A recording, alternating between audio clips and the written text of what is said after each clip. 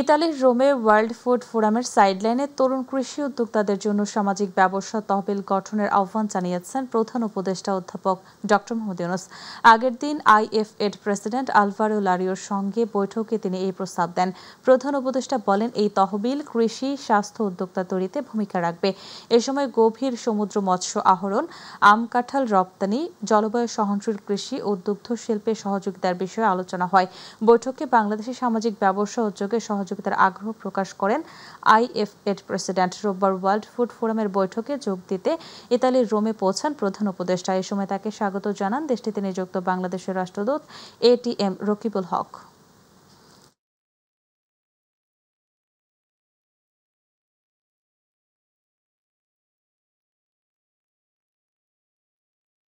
ফুটপাতে দোকান ব্যবসাকে কেন্দ্র করে মধ্যরাতে ঢাকা কলেজ ও ঢাকা বিশ্ববিদ্যালয়ের শিক্ষার্থীদের মধ্যে ধাওয়া পাল্টা দেওয়ার ঘটনা ঘটেছে। রাজধানীর নীলক্ষেত এলাকায় কয়েক ঘণ্টা ধরে চলা এই সংঘর্ষে বেশ কয়েকজন আহত হয়। পরে পুলিশ ও ডাকসু ভিপি সাদিক কায়েমের মধ্যস্থতায় পরিস্থিতি শান্ত হয়। মধ্যরাতে রাজধানীর নীলক্ষেত ও নিউ মার্কেট এলাকায় এই উত্তেজনা শুরু হয়। এ সময় উভয় পক্ষের ইট পাটকেল নিক্ষেপে রণক্ষেত্রে পরিণত হয় পুরো এলাকা। ঢাকা কলেজের ছাত্রদের সাথে সংঘর্ষ বাধে ঢাকা বিশ্ববিদ্যালয়ের শাহনেওয়াজ ছাত্রাবাসের শিক্ষার্থী ও স্থানীয়দের মধ্যে। এরই মধ্যে বাড়তি ফোর্স এলে পরিস্থিতি নিয়ন্ত্রণে নেয় পুলিশ। পরিবেশ শান্ত করতে কাজ করে ডাকসু নেতারাও। শেষ পর্যন্ত প্রায় ৩ ঘণ্টা পর রাত ৩টায় পুরোপুরি শান্ত হয় নীলক্ষেতের পরিস্থিতি।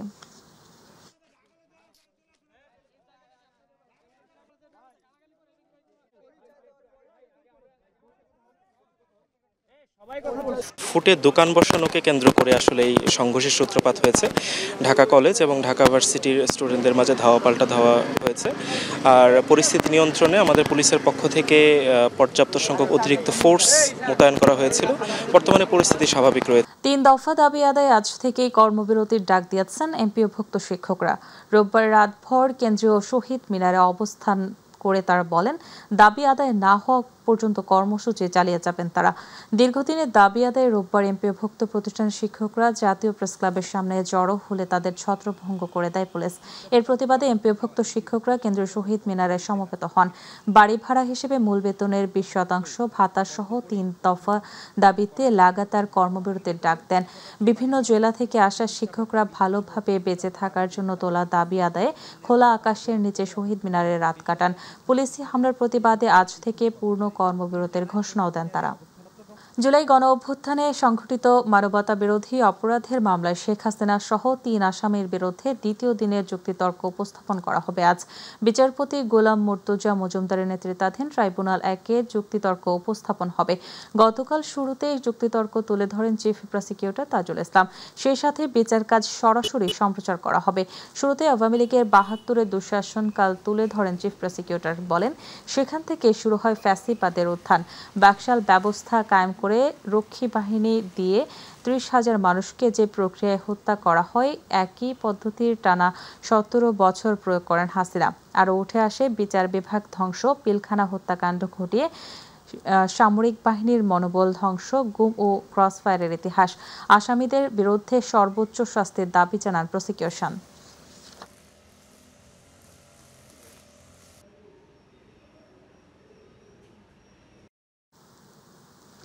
ভোলায় ভূমিহীন আশ্রয়ের ঘরে থাকছেন না ভূমিহীন মানুষ। যাদের নামে ঘর বরাদ্দ ছিল, অনেকেই বিক্রি করে হাতিয়ে নিয়েছেন লাখ লাখ টাকা। এতে প্রকৃত ভূমিহীনরা হয়েছেন বঞ্চিত। প্রশাসন বলছে খতিয়ে দেখে নেওয়া হবে ব্যবস্থা। প্রতিনিধি আরিফ হোসেন লিটনের তথ্যচিত্র আরও জানাচ্ছেন শামস উচ্ছ্বাস। ২০২১ সালে সরকারের একটি বৃহৎ উদ্যোগ ছিল ভোলার বাপ্তা ইউনিয়নের চরপটকায় নির্মিত আশ্রয়ণ প্রকল্প। লাল সবুজে রাঙানো ৬৪টি ঘর নির্মাণ করা হয় প্রকৃত ভূমিহীন ও গৃহহীন পরিবারের জন্য। কিন্তু বাস্তবে এই ঘরগুলো অনিয়মিতভাবে বরাদ্দ পেয়েছে অনেকেই, যাদের রয়েছে অন্যত্র জমি, এমনকি পাকা ঘরও। স্থানীয়দের অভিযোগ, বরাদ্দের ক্ষেত্রে দলীয় প্রভাব, ব্যক্তিগত সুপারিশ এবং পক্ষপাতিত্বের মাধ্যমে প্রকৃত ভূমিহীনদের বঞ্চিত করা হয়েছে। প্রকল্পটা যখন বাস্তবায়ন করছে, এখানে কেউ রাজনৈতিক প্রভাব বা অন্য প্রভাব খাটায়া ঘরগুলো নেওয়া হয়েছে। আমাকে বলছে তো এই ৮০০ জনের তো ২,০০০ টাকা করে ৮০০০ টাকা নিচে ঘর দিবে, ফরমের সই দিয়া। আজ তামেকে আমাকে ঘর দুয়ার ভাই না, পর্যায়ক্রমে জানা যায় ৬৪টি ঘরের মধ্যে অন্তত ২৫টি ঘরেই কেউ বসবাস করছে না। অনেকেই সেই ঘর বিক্রি করে চলে গেছেন অন্যত্র, কেউ আবার ভাড়া দিচ্ছে নিয়ম বহির্ভূতভাবে। অথচ এই ঘরগুলো বিক্রি কিংবা স্থানান্তর সম্পূর্ণরূপে নিষিদ্ধ। ঘর জায়গা দিছে ৬৪টা ঘরের ভিতরে মনে করেন যে ৫-৬টা বেচা হয়ে গেছে অলরেডি। এখনো লোক আছে ঘরের ভিতরে, যে যার আছে হে ঘর বেচছে জায়গা এক জমিন আছে, যে অসহায় হে মনে পায় নাই জমিন। নিয়ম বহির্ভূতভাবে এই ঘরগুলো বিক্রি কিংবা দখল করে রাখলে প্রশাসনের পক্ষ থেকে প্রয়োজনীয় ব্যবস্থা নেওয়া হবে বলে জানিয়েছে এই কর্মকর্তা। খতিয়ানে উল্লেখ করা আছে যে উত্তরাধিকার বাদিত হস্তান্তরযোগ্য নয়, কিন্তু উত্তরাধিকার বংশানুক্রমে এটি ভোগ দখল করতে পারবে, এটি লেখা রয়েছে। এবং এই জমি কোনোভাবে হস্তান্তরযোগ্য নয়। যদি কেউ হস্তান্তর করে থাকে তাহলে তিনি শর্ত ভঙ্গ করলেন, সেক্ষেত্রে উনি আইনের আওতায় আসবেন। প্রকৃত ভূমিহীনদের একটাই দাবি, যারা ঘর পেয়েও থাকছে না সেই ঘরগুলো যেন প্রকৃত দরিদ্র ও অসহায়দের মাঝে বিতরণ করা হয়। শামস তাবরিজ উচ্ছ্বাস, মাই টিভি নিউজ ডেস্ক। চট্টগ্রাম বিশ্ববিদ্যালয়ে আসন্ন চাকসু হল ও হোস্টেল সংসদ নির্বাচনকে ঘিরে সর্বোচ্চ প্রস্তুতির কথা জানিয়েছে প্রশাসন। গতকাল বিকেলে উপাচার্যের দপ্তরে আয়োজিত সংবাদ সম্মেলনে প্রধান নির্বাচন কমিশনার ডক্টর মনিরুদ্দিন জানান, 15টি কেন্দ্রে 7টি কক্ষে ভোট গ্রহণ চলবে সকাল 9টা থেকে বিকেল 4টা পর্যন্ত। প্রতিটি কেন্দ্রে সিসিটিভি, গোপন বুথ ও পর্যাপ্ত নিরাপত্তা নিশ্চিত করা হয়েছে। নির্বাচনে ভোট গণনা হবে 2 ধাপে। ভেন্ডর প্রতিষ্ঠান ও বিশ্ববিদ্যালয়ের আইসিটি সেল একসঙ্গে কাজ করবে। ফলাফল সরাসরি কেন্দ্রে গণনা ও ঘোষণা করা হবে। প্রতিটি কেন্দ্রে প্রিজাইডিং অফিসার হিসেবে থাকবেন বিভাগীয় চেয়ারম্যানরা।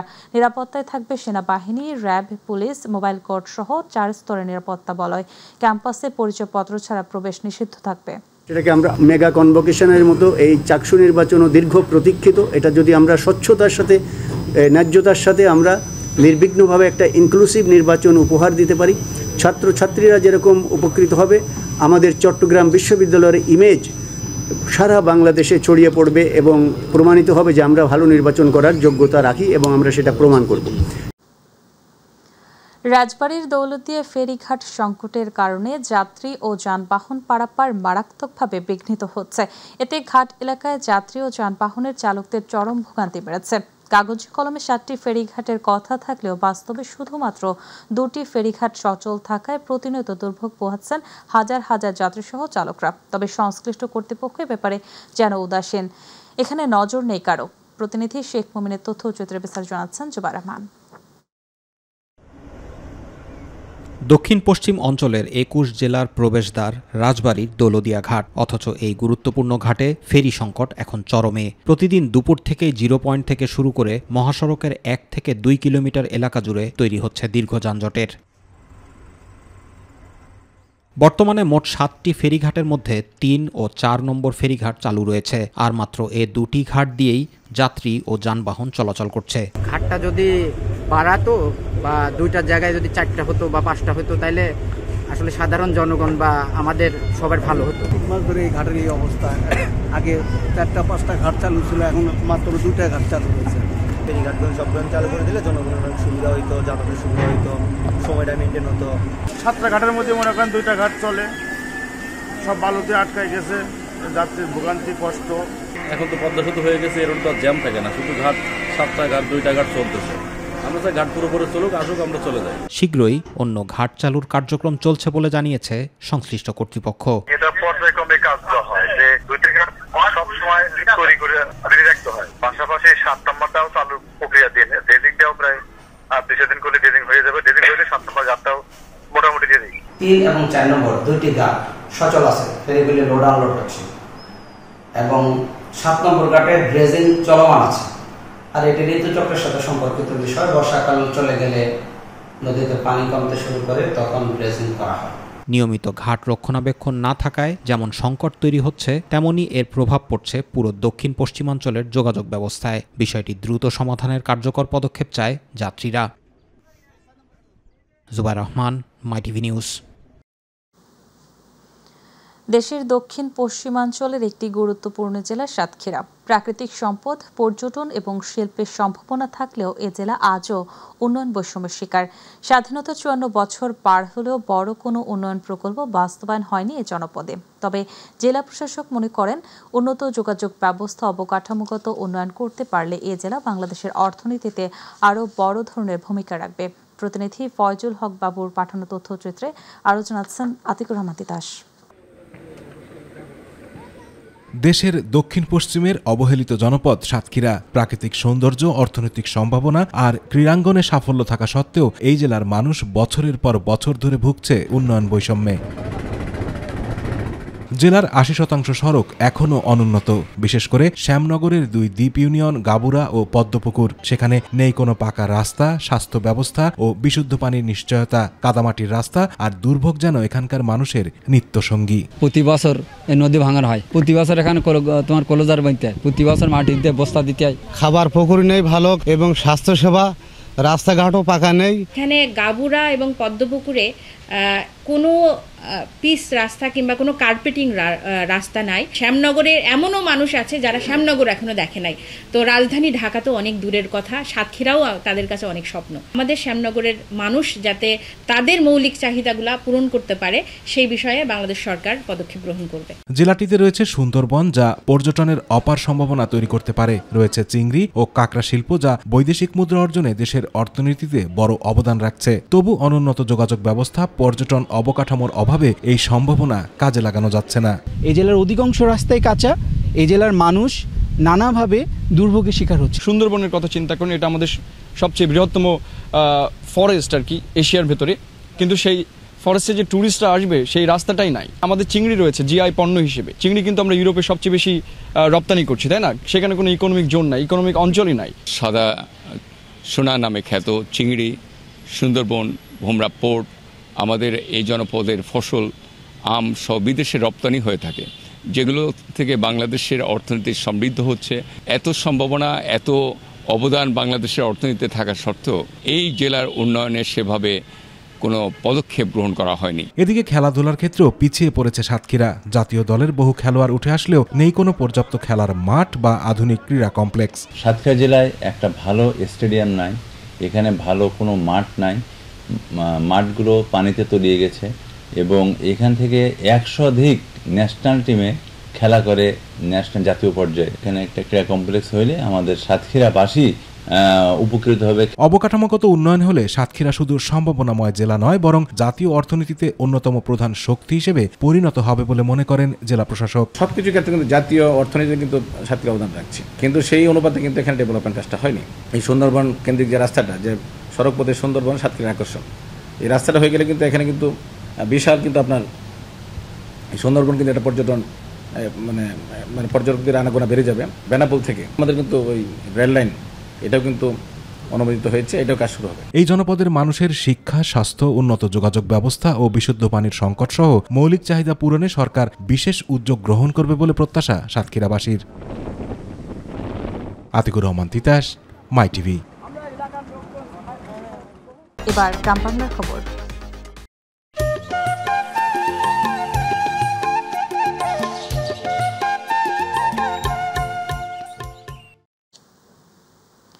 গাজীপুরের কালিয়াকৈর উপজেলার মধ্যপাড়া ইউনিয়নের ঠাকুরপাড়া এলাকায় রবিবার বিকেলে বাংলাদেশ সেনাবাহিনীর নেতৃত্বে বিজিবি পুলিশের যৌথ অভিযানে উদ্ধার হয়েছে বিপুল পরিমাণ দেশীয় মদ তৈরির সরঞ্জাম। অভিযানে 32টি ড্রামে তৈরি 70 লিটার এবং প্রক্রিয়াজাত 6400 লিটার দেশীয় মদ জব্দ করা হয়। এ সময় দেশীয় অস্ত্র এবং মদ তৈরির বিভিন্ন সরঞ্জাম উদ্ধার করা হয়েছে। স্থানীয় সূত্রে জানা যায়, এলাকায় দীর্ঘদিন ধরে অবৈধভাবে মদ প্রস্তুত এবং বিক্রয় কার্যক্রম চালিয়ে আসছিল একটি সংঘবদ্ধ চক্র। স্থানীয়দের দেওয়া তথ্যের ভিত্তিতে সেনাবাহিনীর নেতৃত্বে তাৎক্ষণিকভাবে একটি যৌথ অভিযান পরিচালনা করা হয়। বিএনপি চেয়ারপারসনের উপদেষ্টা আমানুল্লাহ আমান বলেছেন, একটি দল এখন ভোটের বিনিময়ে ভেস্তির টিকিট বিক্রি করছে, তবে এসব বিভ্রান্তি কোনো কাজে আসবে না। জনগণই ঠিক করবে দেশে কারা শাসন করবে। গতকাল বিকেলে কেরানীগঞ্জ মডেল থানার হযরতপুর ইউনিয়নের মধুরচরে এক সমাবেশে প্রধান অতিথির বক্তব্যে তিনি সব কথা বলেন। হযরতপুর ইউনিয়ন বিএনপির সভাপতি ফজলুল করিম মোল্লার সভাপতিত্বে অনুষ্ঠিত এই সমাবেশে উপস্থিত ছিলেন হযরতপুর ইউনিয়ন পরিষদের প্যানেল চেয়ারম্যান আলামিন টুলু, কেরানীগঞ্জ মডেল উপজেলা বিএনপির সহসভাপতি নাজিম উদ্দিন সহ স্থানীয় নেতাকর্মীরা।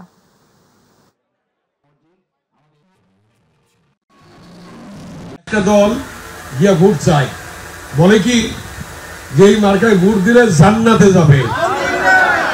নাউজুবিল্লাহ, এটা কোনো কথা কোরআন শরীফে আছে? এটা একটা মার্কায় ভোট দিয়ে বেঁচতে যাবে, জান্নাতবাসী হবে, এটা মিথ্যা কথা। সেই কথা ছড়াইতেছে, লোক নাই জন নাই, এই কথা ছড়াইয়া বিভ্রান্তি সৃষ্টি করতেছে। এদিকে আপনারা খেয়াল রাখবেন। কিন্তু দিনাজপুরের বিরামপুর দিওর ইউনিয়ন যুবদলের আয়োজনে আহ্বায়ক কমিটি গঠনের লক্ষ্যে ইউনিয়ন বিএনপির সাধারণ সম্পাদক গোলাম মোস্তফার সার্বিক ব্যবস্থাপনায় রবিবার সন্ধ্যায় কোচ গ্রাম উচ্চ বিদ্যালয় মাঠে উপজেলা যুবদলের আহ্বায়ক জীবন চৌধুরী শাহিনীর সভাপতিত্বে একটি কর্মী সমাবেশ অনুষ্ঠিত হয়েছে। সভায় আগামী সংসদ নির্বাচনে দিনাজপুর ৬ আসনে ধানের শীষের সম্ভাব্য প্রার্থী বিএনপির স্থায়ী কমিটির অন্যতম সদস্য ডাক্তার এজএডএম জাহিদ হোসেনের পক্ষে কাজ করার বিষয়ে দিক নির্দেশনামূলক বক্তব্য রাখেন দিনাজপুর জেলা যুবদলের আহ্বায়ক AKM মাসুদুল ইসলাম, সদস্য সচিব রেজাউর রহমান রেজা, উপজেলা বিএনপির সভাপতি মিয়া মোহাম্মদ শফিকুল আলম মামুন, সাধারণ সম্পাদক মঞ্জুর এলাহি চৌধুরী রুবেল, সাবেক সাধারণ সম্পাদক কমর সেলিম সহ জেলা উপজেলা যুবদলের নেতৃবৃন্দ।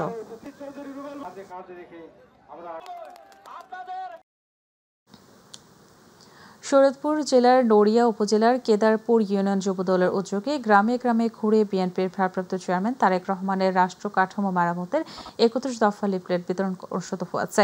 জেলার বিএনপির সভাপতির আলহাজ শফিকুর রহমান কিরণের নির্দেশে নড়িয়া উপজেলার কেদারপুর ইউনিয়ন যুবদলের আহ্বায়ক রুবেল ঢালি ও সদস্য সচিব ওয়াসিম হাওলাদারের নেতৃত্বে কেদারপুর ইউনিয়নের প্রতিটি বাড়ি গিয়ে লিফলেট বিতরণ করা হয়। উপস্থিত ছিলেন নড়িয়া উপজেলা বিএনপির সাংগঠনিক সম্পাদক অ্যাডভোকেট মাসুদ দেওয়ান, উপজেলা বিএনপির সদস্য আনিসুল রহমান মাতবর, নড়িয়া উপজেলা যুবদলের সভাপতি ফজলুল ওয়াহেদ নিক্স, সাধারণ সম্পাদক মাহবুবুর রহমান খোকন, যুগ্ম সাধারণ সম্পাদক মামুন লস্কর, মহিলা নেত্রী মিসেস মমতাজ শাহনাজ আক্তার, কেদারপুর ইউনিয়ন বিএনপির সভাপতি কাদির ফকির, সাধারণ সম্পাদক আবুল হাসান মোল্লা, ইউনিয়ন যুবদলের যুগ্ম আহ্বায়ক জাহাঙ্গীর সোয়াল, আলামিন ফকির, সজীব ব্যাপারী, ছাত্রদলের সভাপতি রাব্বি ঠালি। আগামী সংসদ নির্বাচনে শরীয়তপুর জেলা বিএনপির সম্মানিত সভাপতি জনাব শফিকুর রহমান কিরণ সাহেবকে ধানের শীষ মাকড়ায় ভোট দিয়ে জয়যুক্ত করবেন। তারেক রহমানের যে কথা পেশ করেছেন এটা অবশ্যই দেশের জনগণের, দেশের মানুষের জন্য এবং গণতন্ত্রের জন্য শুভকর এবং সুশৃঙ্খল একটি দফা। আজকে আমরা গ্রামে গ্রামে নেমে লিফলেট বিতরণ করতেছি। বিএনপির অঙ্গ সংগঠনের সকল নেতৃবৃন্দ মিলে প্রত্যেক ঘরে ঘরে লিফলেট ৩১ দফার লিফলেট বিতরণ করে যাচ্ছি। দিনাজপুরের ফুলবাড়িতে প্রাণী সম্পদ ও ডেইরি উন্নয়ন প্রকল্পের আওতায় বিনামূল্যে লাম্পে স্কিন ডিজিজ ও অ্যানথ্রাক্স রোগ প্রতিরোধ নিয়ন্ত্রণে টিকা প্রদান ক্যাম্পেইন অনুষ্ঠিত হয়েছে। উপজেলা প্রাণী সম্পদ দপ্তর ও ভেটেরিনারি হাসপাতালের আয়োজনে গৃহপালিত পশুর রোগ প্রতিরোধ নিয়ন্ত্রণে সচেতনতামূলক সভা ও টিকা প্রদান ক্যাম্পেইন করেন উপজেলা প্রাণী সম্পদ কর্মকর্তা ডাক্তার সারোয়ার হাসান।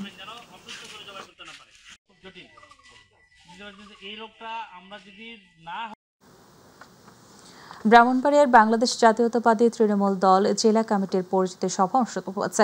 রবিবার বিকেলে জেলা পরিষদ হলরুমে আয়োজিত অনুষ্ঠানে প্রধান অতিথি ছিলেন জেলা বিএনপির সাধারণ সম্পাদক সিরাজুল ইসলাম সিরাজ, সংগঠনের সভাপতি খালেদ হাসান টিপুর সভাপতিত্বে সাধারণ সম্পাদক জামান ভুইয়ার সঞ্চালনায় বিশেষ অতিথি ছিলেন জেলা বিএনপির যুগ্ম সম্পাদক আলী আজম, সাংগঠনিক সম্পাদক আসাদুজ্জামান শাহিন, সদস্য আশরাফুল করিম রিপন, তৃণমূল বিএনপির কেন্দ্রীয় কমিটির সভাপতি হানিফ ব্যাপারী, সিনিয়র সভাপতি নাসির উদ্দিন, যুগ্ম সম্পাদক জহিরুল হক চৌধুরী, সাংগঠনিক সম্পাদক শাহ আলম খান সহ আরো অনেকে।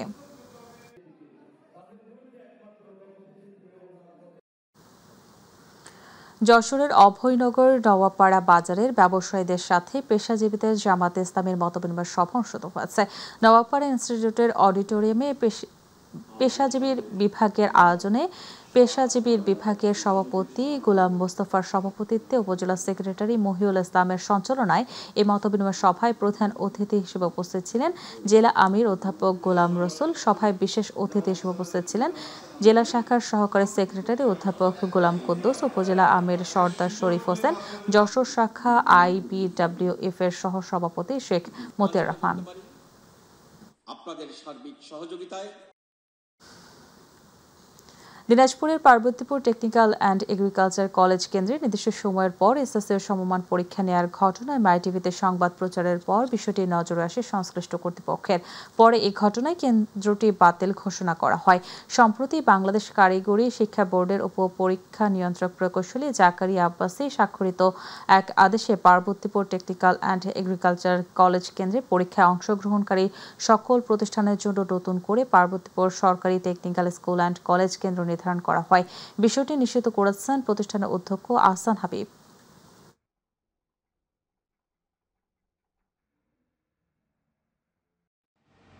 সম্প্রতি বাংলাদেশ কারিগরি শিক্ষা বোর্ড ঢাকা থেকে একটি প্রজ্ঞাপন হয়েছে। সেই প্রজ্ঞাপনে পার্বতীপুর টেকনিক্যাল অ্যান্ড এগ্রিকালচার কলেজের কেন্দ্রের আন্ডারে যেসব স্কুল পরীক্ষা দিত তাদের সব কয়টি কেন্দ্র এখন বর্তমানে আমাদের প্রতিষ্ঠানে পরীক্ষা অনুষ্ঠিত হয়।